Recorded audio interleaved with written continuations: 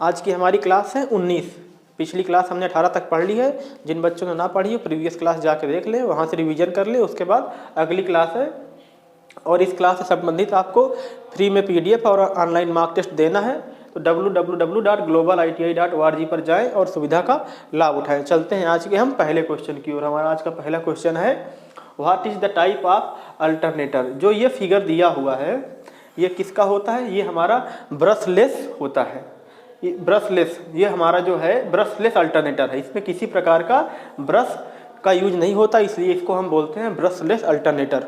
उसके बाद ये हमारा किस प्रकार का अल्टरनेटर है? ब्रशलेस अल्टरनेटर है। अब चलते हैं आज के अगले क्वेश्चन की ओर। अगला क्वेश्चन क्या है? Calculate the speed in RPS। देखो हमने बोला था कि क्वेश्चन का की पॉइंट पहचानो। आज तक हमने स्पीड निकाली है RPM में, आज निकाल रहे हैं RPS में। कोई दिक्कत नहीं है। RPM में हमारे 1 मिनट में 7 सेकंड होते हैं, पता है। 1 घंटे में 60 मिनट होते हैं, 1 आवर में 60 मिनट होते हैं, और 1 मिनट में 7 सेकंड होते हैं। कितने होते हैं? 1 मिनट में 60 सेकंड होते हैं, ये पता है आपको, ठीक है। 1 मिनट में 60 सेकंड होते हैं, 1 घंटे में 60 मिनट होते हैं, ये चीज़ पता है आपको। तो ये बस माइंड में इसी चीज़ को रखना है। अभी तक हम किस में निकालते थे स्पीड? RPM में निकालते थे। आज हम किस पे निकालने वाले हैं? RPS में। आज हम किस में निकालने वाले हैं? RPS में। बस इतना याद रखना, क्वेश्चन में कोई दिक्कत नहीं होगी। बोला है calculate the speed RPS of 2 pole 50 hertz, NS equal to 120 F/P।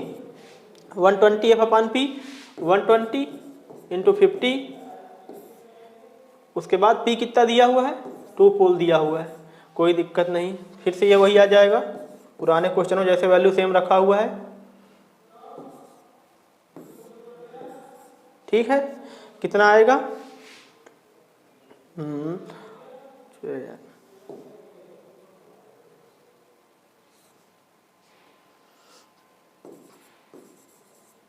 अब क्या करना है? कुछ करना नहीं है आपको करना नहीं है। सिर्फ आपको, ये आपकी स्पीड किस में आई? ये आपकी स्पीड आई RPM में, ये आपकी स्पीड RPM में आई। अब आपको क्या चाहिए? RPS में स्पीड चाहिए। तो RPS में स्पीड पाने के लिए बताया ना, 1 मिनट बराबर 60 सेकंड होते हैं। तो क्या कर दोगे? 60 से कट कर दोगे, कितना आ जाएगा? 50 रिवोल्यूशन पर सेकंड। RPS का फुल फॉर्म होता है 50 रिवोल्यूशन पर सेकंड, देख लेना। घूर्णन क्षेत्र प्रकार अल्टरनेटर का उपयोग करने का क्या फायदा है? रोटेटिंग। बस क्वेश्चन का कीवर्ड बोलिए। हम बोलते हैं कि हमेशा क्वेश्चन पढ़ो केयरफुली, 1 बार 2 बार 3 बार पढ़ लो, उसके बाद सारे ऑप्शन देखो, क्वेश्चन का की पॉइंट जानने की कोशिश करो। What is the advantage of using rotating field type alternator. घूर्णन क्षेत्र प्रकार अल्टरनेटर का उपयोग करने का क्या फायदा है? Easy to locate the fault in field, easy to connect the load with alternator, easy to dissipate the heat during 2 slip ring only require irrespective load। अब 2 स्लिप रिंग की आवश्यकता होती है, फेज चाहे जितने हो। देखो रोटेटिंग मैग्नेट अल्टरनेटर में हम बताएं, अल्टरनेटर में स्लिप रिंग की संख्या कितनी होती है? 2। नंबर ऑफ फेज हम कितने भी कर सकते हैं, अल्टरनेटर हमारा कैसा भी हो उसमें 2 स्लिप रिंग होनी ही होनी है, फेज चाहे जितने हो जाए। तो इसका राइट आंसर हमारा हो जाएगा 2 slip ring only required irrespective of number of phase. 2 slip रिंगों की आवश्यकता होती है, चाहे फेजों की संख्या कितनी भी हो। What is the effect in increasing the field excitation current in alternator. What is the effect increasing field excitation का मतलब कह रहा है कि जो उसका फील्ड एक्साइट कर रहे हैं उसको और अधिक अच्छा बनाने के लिए हमें क्या करना होगा? Prevent demagnetise, over voltage protection, dead short circuit protection, alternator will be overloaded. अच्छा ये बोल रहा है अल्टरनेटर में फील्ड उत्तेजना, फील्ड एक्साइटेशन करंट बढ़ाने के लिए हमें क्या करना पड़ेगा? अगर उसे किसी सिस्टम की स्टेबिलिटी को हमें इंप्रूव करना है या उसकी वर्किंग कैपेसिटी को इंप्रूव करना है, तो उसमें हमें लॉसेस खत्म करने होंगे। लॉसेस का मतलब आपके 2 इफेक्ट होते हैं, मैग्नेटाइजिंग और डीमैग्नेटाइजिंग। तो यहाँ पे दिया हुआ है डीमैग्नेटाइजिंग इफेक्ट को हम न्यूट्रलाइज करने की कोशिश करेंगे यदि हमें फील्ड एक्साइटेशन बढ़ाना है। तो इसका राइट आंसर हो जाएगा प्रिवेंट, मतलब जो प्रिवेंट डीमैग्नेटाइज इफेक्ट। इस इफेक्ट से, इस प्रभाव से, इस दोष से बचाना है हमें अपने आप को, ठीक है। अगर पढ़ना है तो दोस्तों के साथ जो हमारे गलत दोस्त हैं उनकी संगत छोड़नी पड़ेगी। अगला क्वेश्चन है calculate the pitch factor. Calculate the pitch factor for a winding having 36 status slot, 4 पोल दिया है 4, 36 स्लॉट दिए हुए हैं। अल्फा 30 डिग्री दिया हुआ है, और देखो इसका फार्मूला होता है cos alpha by 2, cos alpha by 2 इसका एक फार्मूला होता है। और यहाँ पे क्या दिया है, विथ एंगल, इसका एंगल दिया है इलेक्ट्रिकल एंगल इसे बोलते हैं, कितना दिया है 30, ये कितना दिया है 30। और जो इसका पूछा है अल्टरनेटर में 30 अंश कोण अल्फा के साथ 36 स्टेटर स्लॉट है, घुमावदार के लिए पिच फैक्टर निकालना है, पिच फैक्टर निकाल। अब इसका जस्ट हाफ होगा, हाफ हो जाएगा, ये कितना हो जाएगा, हाफ हो जाएगा भाई। कास अल्फा की वैल्यू 30 दिया है, तो कास अल्फा की वैल्यू 30 करोगे तो कितना आ जाएगा 15, कास 15 का वैल्यू कितना होगा, कास 15 की वैल्यू हमें सबसे पहले निकालनी होगी। तो कास 15 की वैल्यू निकालने के लिए हम क्या करेंगे, लिखेंगे कास 50 को ऐसे लिख सकते हैं, कास 15 की वैल्यू निकालने के लिए हम कास 15 की वैल्यू निकालने के लिए भाई हमें कास 30 का साइन 90 का सब का वैल्यू पता होता है, कास 50 की वैल्यू हमें निकालना ही पड़ेगा। तो कास 50 निकालने के लिए हम क्या करेंगे, कास 50 को ऐसे लिख सकते हैं, आप लोग कहेंगे हाँ लिख सकते हैं, कास 45 माइनस 30 ऐसे लिख सकते हैं। उसके बाद फिर क्या हो जाएगा, cos 50 equal to cos 45 into cos 30 plus, इसको छोटा कर देते हैं थोड़ा सा, आप क्वेश्चन बताने के लिए, हम सॉल्व करने के लिए थोड़ा छोटा कर देते हैं, छोटा कर देते हैं। उसके बाद प्लस आएगा साइन 45 इंटू साइन 30। साइन 30 की वैल्यू कितनी होती है सबको पता है, 1/2। साइन 30 की वैल्यू होती है साइन कास 45 की वैल्यू 1/√2 इंटू कास 30 की वैल्यू √3/2 प्लस साइन 45 की वैल्यू कास 45 की वैल्यू बराबर होती है। इसका भी कितना हो जाएगा 1/√2।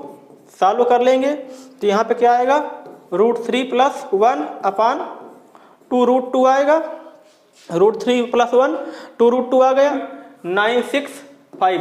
आप लोग थोड़ा सा होमवर्क करिए, आपका मैथ मजबूत होगा। What is the case for hunting effect in alternator, alternator में हंटिंग प्रभाव का कारण क्या है, ड्यू टू ओवरलोड, अधिक भार कारण, running without load, running with fluctuation of speed, उतार चढ़ाव के साथ चल रहा है, due to continuous fluctuation in load. बोल रहा है अल्टरनेटर में हंटिंग, हंटिंग का मतलब हमने क्या बताया, अपनी जो उसकी शाफ्ट है उसके अच्छे परिता नहीं घूम रहा है, उससे थोड़ा सा विचलित होकर घूम रहा है।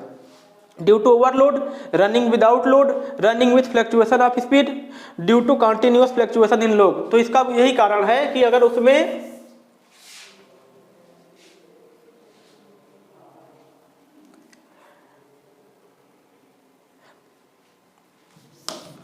पूछा है हंटिंग, अभी मैंने इसके पहले 2-3 क्वेश्चन बताए हैं, पिछली क्लास में बताए हैं। हंटिंग जब उसके लोड को बार बार घटाओगे बढ़ाओगे तो वहाँ पे हंटिंग आएगी, क्योंकि अल्टरनेटर जो बना हुआ है हमारी सिंक्रोनस स्पीड के लिए बना हुआ है, उस पर लोड बढ़ाओ या घटाओ लेकिन उसको चलना सिंक्रोनस स्पीड। लेकिन अगर बार बार वही प्रक्रिया करोगे तो इन प्रैक्टिकल उसमें इफेक्ट पड़ेगा। इफेक्ट ये पड़ेगा कि उसको बार बार झटका लगेगा, जर्क लगेगा, जर्क लगेगा तो क्या होगा, उसमें फ्लक्चुएशन आएगा, ड्यू टू कंटिन्यूअस फ्लक्चुएशन। मतलब अगर लोड बार बार बढ़ाओ घटाओगे फ्लक्चुएशन आएगा उसकी स्पीड में। तो इसका राइट आंसर डी सही हो जाएगा।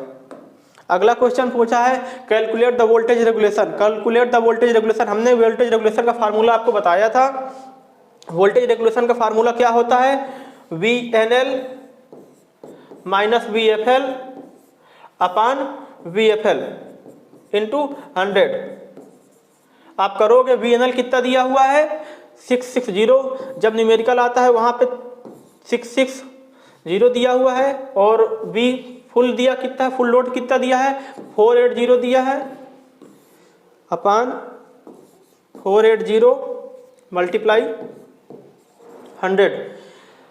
660 माइनस 480 बराबर 4 में 6 गया 2, 180 अपान 480। देख लेना, हो सकता है कैलकुलेशन में हमसे भी मिस्टेक हो जाएगा। इसको सॉल्व करोगे तो अगर ऊपर कर दें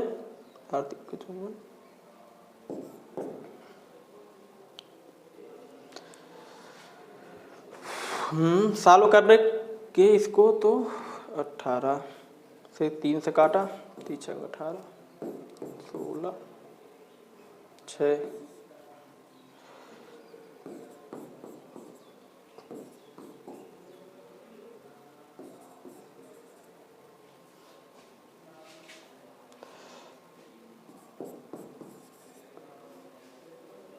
24।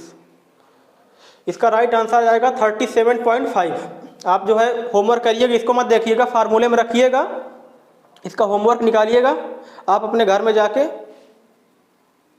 तो वहाँ से आपका क्लियर हो जाएगा। ठीक है, इसका राइट आंसर आएगा 37.5। इस फार्मूले में पुटअप करिएगा वैल्यू, आपका राइट आंसर निकल आएगा। What is the name of converter? Converter का नेम क्या है? देखो इस कन्वर्टर का नेम हम बताएं, यहाँ पे जो लगे हुए हैं ये क्या लगे हुए हैं? SCR लगे हुए हैं। SCR किस फैमिली का किस फैमिली का मटेरियल है? थायरिस्टर जो हमारा लगा SCR लगा है। ये हमारा इलेक्ट्रॉनिक्स जब पढ़ेंगे, पावर इलेक्ट्रॉनिक्स तो जानेंगे इसमें कितने टर्मिनल होते हैं। 3 टर्मिनल होते हैं, एनोड, कैथोड और गेट टर्मिनल होता है। गेट ट्रिगरिंग मेथड से टर्न ऑन करते हैं, मोटरों को नियंत्रित करने में इसका यूज किया जाता है। ये इलेक्ट्रॉनिक्स का पार्ट है। जब इलेक्ट्रॉनिक्स का पार्ट है, what is the name of converter? Converter लिखा हुआ है। कन्वर्टर का मतलब काम क्या होता है? AC को DC में बदलता है। और जो हमारा ये बना होता है SCR, ये किसका बना होता है? SCR हमारा सेमीकंडक्टर डिवाइस है और सिलिकॉन मटेरियल का होता है। तो सिलिकॉन मटेरियल कहीं दिया हुआ है, material metal rectifier, rotary converter, mercury arc rectifier, silicon control rectifier. इसका राइट आंसर डी सही हो जाएगा। अगला क्वेश्चन है, what is the name of converter? Converter का नाम क्या है? कन्वर्टर का नाम क्या है? Metal rectifier, rotary converter, mercury arc rectifier, motor generator set. देखो ये बोला हुआ है metal rectifier, rotary converter, mercury rectifier, motor generator set दिया है। What is the name of the converter? यहां पे क्या है? आपकी सप्लाई है। यहां पे आपकी सप्लाई है। और ये आपका अल्टरनेटिव। देखिए यहां पे मेटल रेक्टिफायर हो नहीं सकता। मेटल रेक्टिफायर का कंस्ट्रक्शन इस प्रकार से होता है, वो है नहीं, उसका कंस्ट्रक्शन इस प्रकार से कुछ बना होता है। Rotary converter, mercury arc rectifier भी नहीं है, वो भी उसी तरीके होता है। मोटर जनरेटर सेट में मोटर जनरेटर दोनों की जरूरत होती है, यहाँ पे वो भी वो अरेंजमेंट नहीं है। तो ये बचता कौन सा है? Rotary converter. Rotary converter set है ये। 279 का राइट आंसर हो जाएगा रोटरी कन्वर्टर। देखने से भी लग भी रहा है कि इसमें रोटेटिंग के लिए पार्ट अवेलेबल है और साथ में कोई अलग से एक्स्ट्रा सोर्स नहीं जोड़ा गया है। इसमें आपको दोनों सेट, MG सेट बोलते हैं, मोटर जनरेटर सेट इसको बोलते हैं। इसमें मोटर और जनरेटर दोनों की कपलिंग करनी होती है, उसके बाद जो है रेक्टिफिकेशन होता है। चलते हैं अगला क्वेश्चन, सिंक्रोनस मोटर ऑपरेशन के लिए DC आपूर्ति क्यों आवश्यक है? सिंक्रोनस मोटर ऑपरेशन के लिए DC आपूर्ति क्यों आवश्यक है? Run the motor with overload, run the motor synchronous speed. वही बताया ना कि सिंक्रोनस स्पीड को, अगर अल्टरनेटर को अपनी सिंक्रोनस स्पीड पानी है तो उसको DC एक्साइटेशन देना ही पड़ेगा।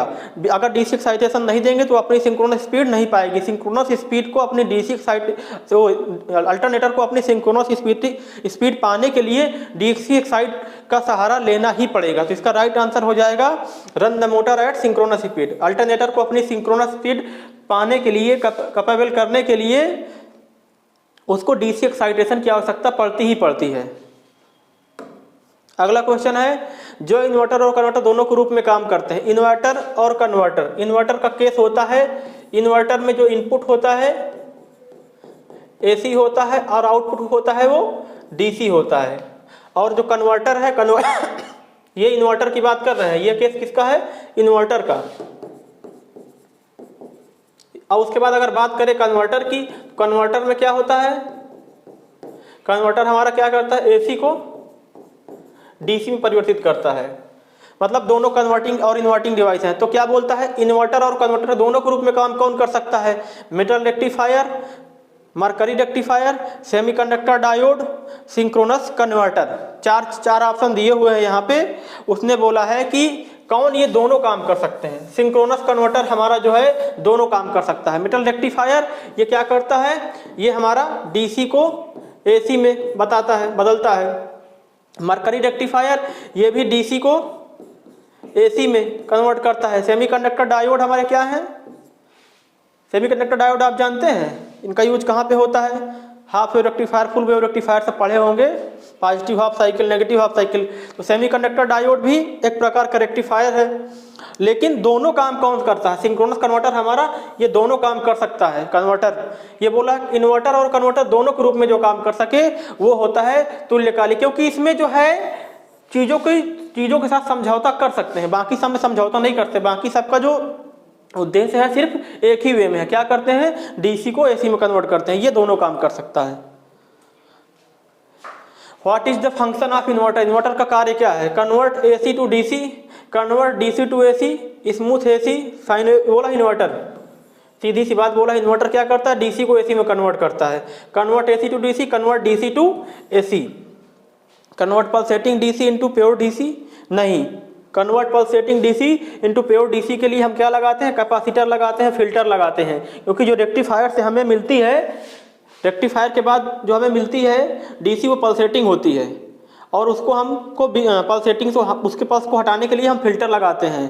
फिल्टर, यहाँ फिल्टर की बात नहीं हुई, कन्वर्ट पल्सेटिंग डीसी टू नहीं, पल्सेटिंग नहीं, ये बोला है इन्वर्टर का काम क्या है, इन्वर्टर का काम सिर्फ इतना है, डीसी सप्लाई को एसी सप्लाई में कन्वर्ट करना। और दूसरा ये पल्सेटिंग डीसी ये वाला केस खैर बाद बताएंगे। विच ये चोपर वाला आ जाता है case, which converting device can be overloaded, कौन सी परिवर्तित उपकरण ओवरलोड किया जा सकता है, rectifier unit, rotary converter unit, motor generator set, mercury arc rectifier, कौन से जो है कौन से ऐसा चारों दिया हुआ इसमें कौन किसको हम ओवरलोड कर सकते हैं। देखिए रोटरी कन्वर्टर एक उपकरण है, एक क्या है, उपकरण है, और मोटर जनरेटर सेट ये भी एक उपकरण है, ये भी एक उपकरण है। उसके बाद बचा मरकरी आर्क रेक्टिफायर, ये भी एक उपकरण है, ये भी एक उपकरण है, और ये क्या है, एक यूनिट है। यूनिट का मतलब पूरी एक इकाई है।